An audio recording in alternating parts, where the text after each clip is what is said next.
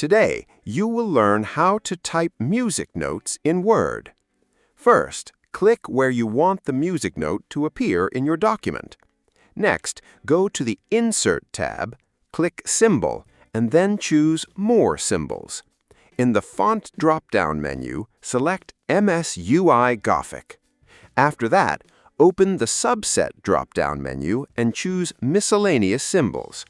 Scroll down a few lines and you'll see several music symbols, including the quarter note, eighth note, beamed eighth note, beamed 16th notes, flat sign, natural sign, and sharp sign.